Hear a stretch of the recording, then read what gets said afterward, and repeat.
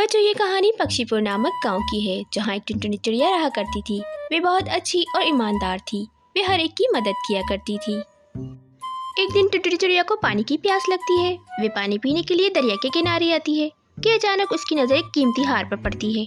अरे, ये किस पक्षी का हार है? न जाने कौन पक्षी आया था यहाँ पर जिसका ये कीमती हार यहाँ रह गया। वे टुनटुनी चिड़िया मन ही मन सोचती है, अगर कोई बेईमान पक्षी आएगा और यह हार उसे मिल जाएगा तो वो उठाकर इसे ले जाएगा। क्यों न मैं तमाम पक्षियों से जाकर पूछ लूं कि यह हार किसका है। जिसका होगा मैं उसे दे दूंगी।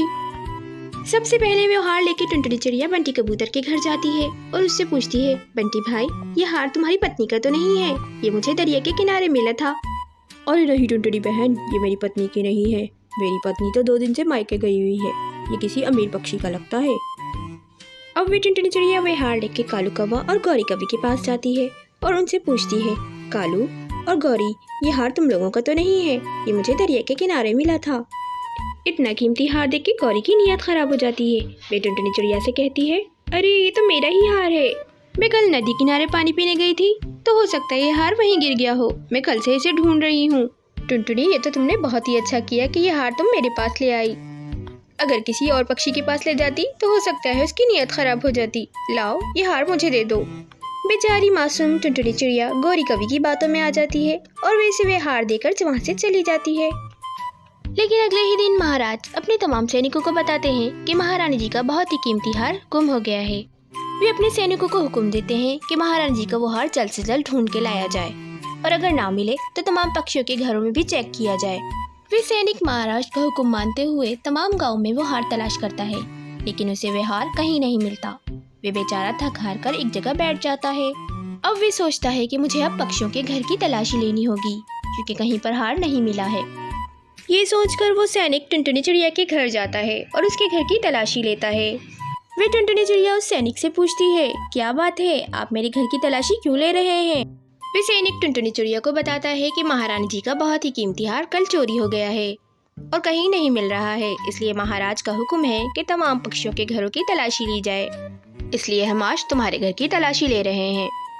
फिर टुनटुनी चिड़िया सैनिक की बात सुनकर समझ जाती है और सैनिक से कहती है, वो हार तो मुझे कल नदी के किनारे मिला था, लेकिन वो हार तो गौरी कवि का था। वो हार मैंने उसे दे दिया है। फिर सैनिक उसे बताता है कि वो हार गौरी कवि का नहीं बल्कि महारानी जी का था।